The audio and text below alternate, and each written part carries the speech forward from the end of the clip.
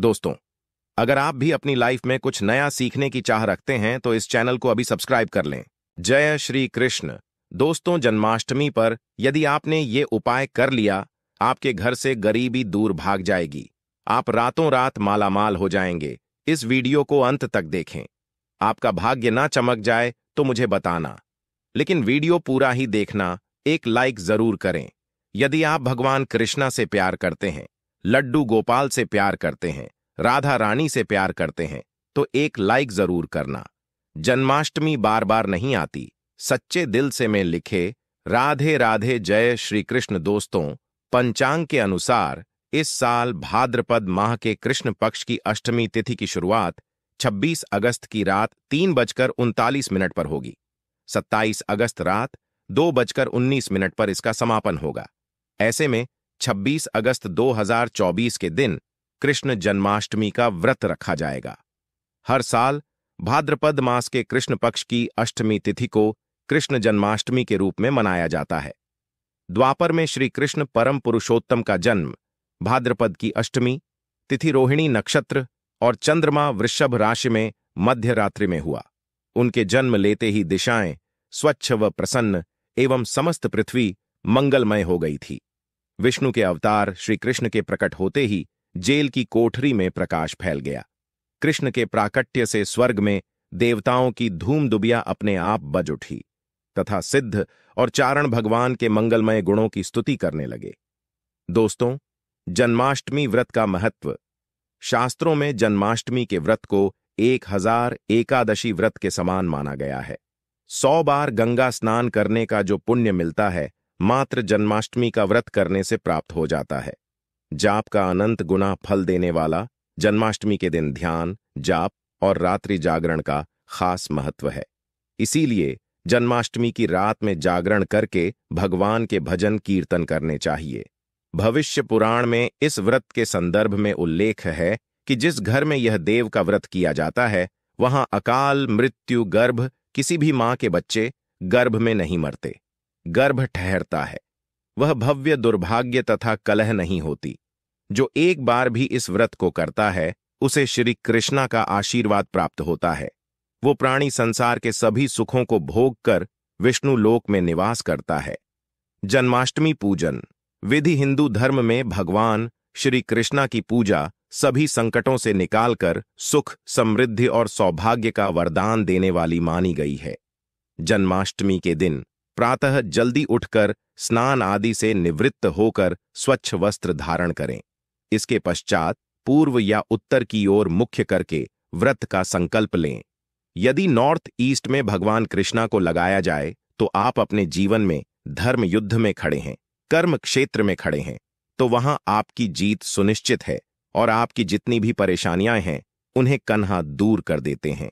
माता देवाकी और भगवान श्री कृष्णा की मूर्ति या चित्र पालने में स्थापित करें। पूजन में देवकी, वासुदेव, बलदेव, नंद, यशोदा आदि देवताओं के नाम जपे। रात्रि में 12 बजे के पश्चात श्री कृष्णा का जन्मोत्सव। दोस्तों, जन्माष्टमी पर कान्हा को पीले चंदन या फिर केसर का तिलक जरूर लगाएं। साथ ही साथ उन्हें मोर का मुकुट और बांसुरी जरूर अर्पित करें। लड्डू गोपाल को पंचामृत से अभिषेक कराकर भगवान को नए वस्त्र अर्पित करें एवं झूला झुलाएं। तुलसी डालकर माखन मिश्री व धनिये की पंजीरी का भोग लगाएं। तब पश्चात आरती करके प्रसाद को वितरित करें। दोस्तों, कृष्ण जन्माष्टमी कब है? पंचांग के अनुसार इस साल भाद्रपद माह के कृष्ण पक्ष की अष्टमी तिथि की शुरुआत 26 अगस्त की रात 3:39 पर होगी। अगस्त रात 2:19 पर इसका समापन होगा। ऐसे में 26 अगस्त 2024 के दिन कृष्ण जन्माष्टमी का व्रत रखा जाएगा। कृष्ण जन्माष्टमी की पूजा मध्य रात्रि की जाती है। इसीलिए इस साल भगवान श्री कृष्ण का जन्मोत्सव 26 अगस्त 2024 सोमवार को मनाया जाएगा। दोस्तों, चलिए जानते हैं जन्माष्टमी पर श्री कृष्ण की जन्म कथा। दोस्तों, जन्माष्टमी की यह कथा चुपके से भी सुनने से समस्त तकलीफें, बीमारियां सब समाप्त हो जाती हैं। पितृदोष, दोष, काल सर्प दोष, शनि दोष तुरंत ठीक हो जाते हैं। आइए सुनते हैं जन्माष्टमी की कथा। दोस्तों, पौराणिक कथाओं के अनुसार भाद्रपद महाकृष्ण पक्ष की अष्टमी तिथि को भगवान कृष्ण ने माता देवकी की 8वीं संतान के रूप में जन्म लिया था। कृष्ण जी का जन्म मथुरा में कंस के कारागार में हुआ था। माता देवकी राजा कंस की बहन थी। कंस को सत्ता का लालच था। उसने अपने पिता राजा उग्रसेन की राजगद्दी छीनकर उन्हें जेल में बंद कर दिया था और स्वयं को मथुरा का राजा घोषित कर दिया था। राजा कंस अपनी देवाकी से बहुत प्रेम करते थे।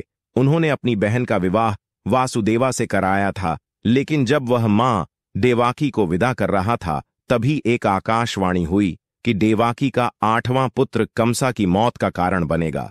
ये सुनकर कंसा डर गया। उसने तुरंत अपनी बहन और उनके पति वासुदेवा को जेल में बंद कर दिया। उनके आसपास सैनिकों की कड़ी पहरेदारी लगा दी। कंसा अपनी मौत के डर से देवाकी और वासुदेवा के 7 संतानों को मार चुका था। कृष्णा जी का जन्म इसके पश्चात भाद्रपद पक्ष की अष्टमी तिथि को रोहिणी नक्षत्र, अंधेरी रात में भगवान कृष्णा ने देवाकी की 8वीं संतान के रूप में जन्म लिया। श्री कृष्णा के जन्म लेते ही कोठरी प्रकाशमय हो गई। आकाशवाणी हुई कि विष्णु जी ने कृष्णा जी के अवतार में देवाकी के कोख में जन्म लिया है। उन्हें गोकुल में बाबा नंदा के पास छोड़ आए और उनके घर एक कन्या जन्मी है। उसे मथुरा लाकर कंसा को सौंप दे। कान्हा चले गोकुलधाम। आकाशवाणी सुनते ही वसुदेव के हाथों की हथकड़ी खुल गई। सभी पहरेदार सोने लगे। कान्हा को एक टोकरी में बाल गोपाल को रखकर सिर पर रख लिया और गोकुल चल पड़े। कान्हा को गोकुलधाम ले जाने में वसुदेवा को कई मुसीबतों का सामना करना पड़ा। यमुना नदी कृष्णा जी के चरणों को स्पर्श करने के लिए उफान पर आ गए, लेकिन चरण स्पर्श के पश्चात वो फिर से शांत पड़ गए। वो कान्हा को बाबा नंदा के पास छोड़ आए और गोकुल से कन्या को लेकर वापस लौट आए। जेल अपने आप बंद हो गया और उनके हाथों में हथकड़ियां लग गई। कन्या के रोने की आवाज सुनते ही सभी पहरेदार उठ गए। कंसा बंधी गृह आया। वो कन्या को देवाकी और वासुदेवा की 8वीं कन्या समझ उसे मारने चला, लेकिन वो आकाश उड़ गए और फिर से आकाशवाणी हुई कि कंसा को मारने वाला अब इस दुनिया में पैदा हो चुका है। बाबा नंदा और उनकी पत्नी मां यशोदा ने कृष्णा जी का पालन पोषण किया। राजा कांस ने कृष्णा जी का पता लगाकर उन्हें मारने की खूब कोशिश की, लेकिन कंसा की सारी कोशिशों विफल हुई और कृष्णा जी को कोई मार नहीं सका। अंत में श्री कृष्णा ने कंसा का वध किया। राजा उग्रासेन को फिर मथुरा की राजगद्दी सौंप दी। इस तरह से जन्माष्टमी की व्रत कथा पूरी हुई। दोस्तों, आगे बढ़ने से पहले कमेंट बॉक्स में अपनी राशि भी डाल दीजिएगा। यदि हमारे पास कोई उपाय होगा तो वो हम आपके कमेंट के रिप्लाई में बता देंगे। दोस्तों, जन्माष्टमी पर भूल कर भी ना करें। ये गलतियां तुलसी को लेकर ना करें। ये गलती जन्माष्टमी के दिन भूल कर भी तुलसी की पत्तियां तोड़ने से बचना चाहिए। दरअसल शास्त्रों में कहा गया है कि कृष्ण भगवान विष्णु के अवतार हैं और उन्हें तुलसी अति प्रिय है। ऐसे में इस दिन तुलसी की पत्तियां नहीं तोड़नी चाहिए। जन्माष्टमी से पहले आप तुलसी तोड़कर रख लें। बिना तुलसी के जन्माष्टमी का पर्व अधूरा है। भगवान कृष्ण की भी ऐसे भोग को स्वीकार नहीं करते जिसमें तुलसी पत्र न पड़ा हो। ऐसा भोग पाप के समान होता है। जहरीला माना जाता है चावल खाना। ये बात तो सभी जानते हैं कि एकादशी के दिन चावल नहीं खाने चाहिए, लेकिन बहुत ही कम लोग जानते हैं कि जन्माष्टमी के दिन भी चावल को खाना वर्जित होता है, चाहे आप व्रत रखें या ना रखें। लेकिन जन्माष्टमी के दिन चावल खाना शुभ नहीं माना जाता। तामसिक भोजन, जन्माष्टमी के दिन तामसिक भोजन वर्जित माना जाता है। ऐसे में इस मांस, मदिरा, प्याज और लहसुन नहीं खाना चाहिए। इस दिन गलती से भी लहसुन प्याज का खाना कभी मत बनाना, क्योंकि राहु केतु के कारण ही लहसुन प्याज की उत्पत्ति हुई है और भगवान विष्णु और राहु केतु के बीच में भीषण शत्रुता होती है। अनादर करना भगवान कृष्ण के लिए सभी भक्त एक समान होते हैं। ऐसे में इस दिन किसी भी व्यक्ति का अनादर करने से बचना चाहिए। एक बार भगवान कृष्ण के भक्त ने एक व्यक्ति का अपमान कर दिया था। उसी क्षण भगवान कृष्ण ने अपने भक्त को श्राप दिया था। इसीलिए किसी अपमान ना करें। गाय को सताना गाय भगवान कृष्ण को बहुत ही प्रिय है, क्योंकि कृष्ण अवतार में उनका पालन पोषण एक ग्वाले के घर में हुआ था। ऐसे में जन्माष्टमी के दिन किसी भी गाय और बछड़े को भूलकर भी नहीं सताना चाहिए। भगवान कृष्ण गाय को सबसे प्रिय मानते हैं, गाय माता को सबसे ज्यादा प्यार करते हैं। इसीलिए गाय को इस दिन रोटी, फल वगैरह मिठाई अवश्य खिलाएं। जन्माष्टमी के दिन केवल सात्विक खाना खाएं। जन्माष्टमी व्रत में दूध और दही जरूरी है। व्रत के दौरान ताज्य फलों के शेक, लस्सी, छाछ या दूध का मजा ले सकते हैं, पानी पी सकते हैं। जन्माष्टमी के दिन पेड़ों को काटना भी अशुभ माना जाता है। श्री कृष्ण हर चीज में बसते हैं और हर चीज उनमें बसती है, बल्कि हो सके तो इस दिन ज्यादा से ज्यादा पेड़ लगाने चाहिए। इससे घर और परिवार में सुख और शांति बनी रहती है। भगवान कृष्ण सदा पीपल के वृक्ष में रहते हैं।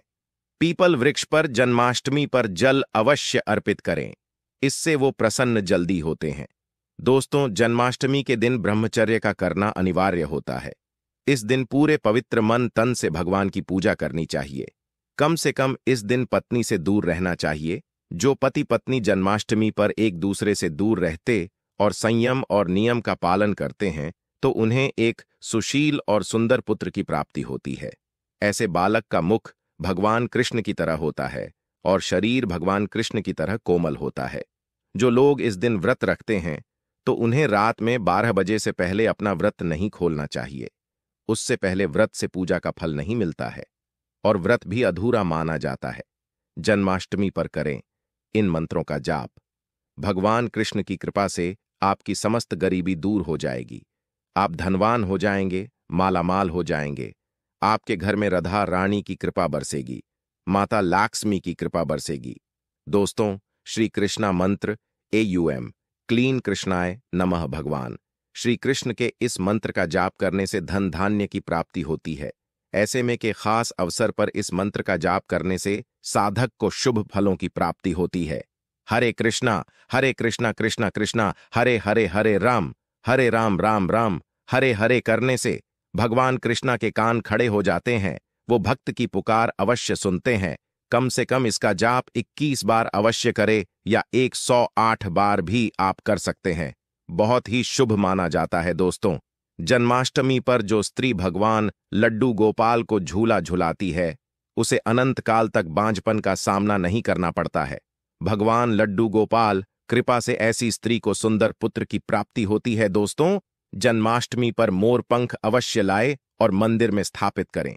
भगवान कृष्ण की बंसी जन्माष्टमी पर अवश्य लेकर आए। यदि आप व्रत रख रहे हैं तो भगवान लड्डू गोपाल के खिलौने आदि जरूर लेकर आना।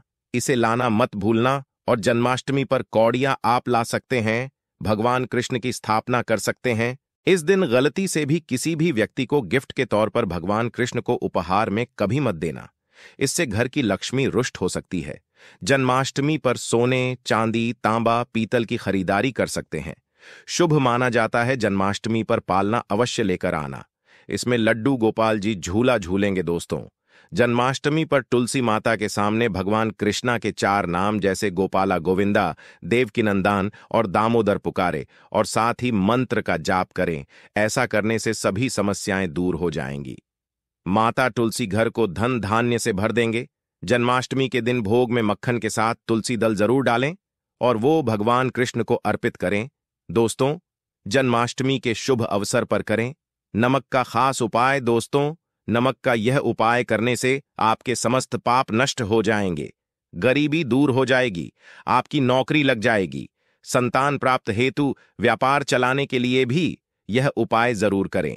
दोस्तों, हम भी नमक का यह उपाय जरूर करते। यदि आपने यह उपाय कर लिया तो आपको करोड़पति होने से कोई नहीं रोक पाएगा।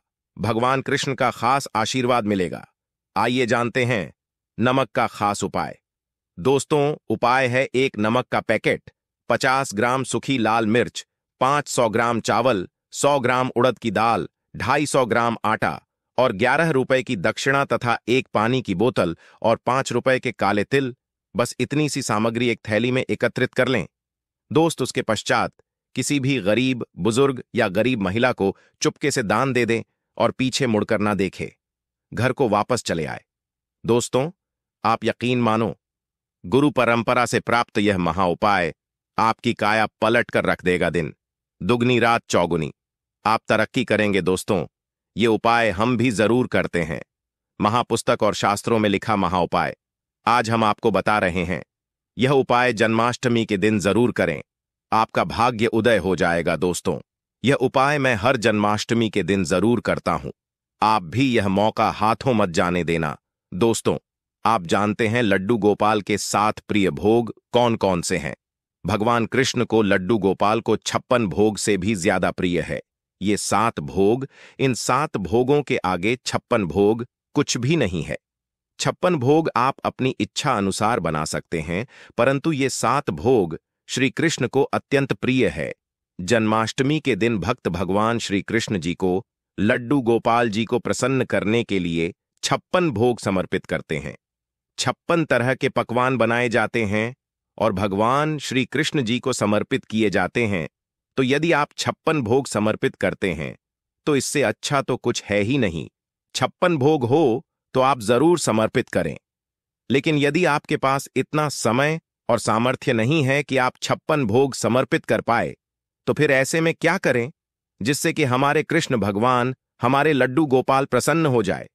देखिए, 56 भोग के समान ही 7 चीजें हैं जो लड्डू गोपाल जी को अति प्रिय है। तो हम वो 7 चीजें लड्डू गोपाल जी को भोग स्वरूप समर्पित करेंगे जो उन्हें अति प्रिय है, ताकि उन्हें 56 भोग जितना ही आनंद प्राप्त हो। अब हम जानेंगे कि वो कौन सी 7 चीजें हैं जो 56 भोग के समान ही भगवान श्री कृष्ण जी को प्रिय है। यदि हम वो 7 चीजें भगवान कृष्ण जी को भोग स्वरूप समर्पित करते हैं तो हमें 56 भोग के समान ही फल प्राप्त होता है। सबसे पहले तो जन्माष्टमी के दिन जब आप लड्डू गोपाल जी को भोग समर्पित करें तो कोशिश करें कि आप अपने घर पे बनी हुई चीजों का भोग समर्पित करें। बाहर की मिलावटी चीजों से बचने की कोशिश करें और लड्डू गोपाल जी को जो चीज सबसे ज्यादा प्रिय है, हमारे कृष्ण कन्हैया लाल को जो चीज सबसे ज्यादा प्रिय है वो है, तो जन्माष्टमी के दिन आप लड्डू गोपाल जी के लिए मक्खन जरूर बनाएं और हो सके तो मक्खन घर पर ही बनाएं। 1 दिन की मलाई या 2 दिन की मलाई आप ले लीजिए और उससे आप अपने लड्डू गोपाल जी के लिए मक्खन बना लीजिए। तो देखिए, यहां पर मैंने मक्खन बना लिया है और मक्खन में मिश्री डालकर अब हम लड्डू गोपाल जी को माखन मिश्री का भोग समर्पित करेंगे। तो पहले नंबर पर तो माखन मिश्री है, दूसरे नंबर पर फिर हम मेवे का भोग समर्पित करेंगे। आप मेवा पाक बना सकते हैं, मेवे की बर्फी बना सकते हैं, या जो 5 तरह के मेवे, 7 तरह के मेवे इकट्ठे करके लड्डू गोपाल जी को भोग स्वरूप समर्पित कर सकते हैं। जन्माष्टमी को आप मेवे का भोग जरूर समर्पित करें भगवान श्री कृष्ण जी को। इसके साथ ही देखिए, जन्माष्टमी के दिन धनिया पंजीरी आप जरूर बनाएं। घर पर ही धनिया को भून लें, उसमें मीठा मिलाएं, ड्राई फ्रूट्स मिलाएं और धनिया पंजीरी बनाएं। धनिया पंजीरी का भोग भी भगवान श्री कृष्ण जी को अति प्रिय होता है और धनिया पंजीरी के भोग के बिना जन्माष्टमी के व्रत का पालन नहीं किया जाता है। तो धनिया पंजीरी का आप भोग जरूर समर्पित करें। इसके साथ ही देखिए, पंचामृत का भोग आप जरूर समर्पित करें। पंचामृत में दूध, दही, घी, शहद, शक्कर, ये 5 चीजें मिलाकर पंचामृत बनाया जाता है, फिर समर्पित किया जाता है। तो का भोग जरूर समर्पित करें।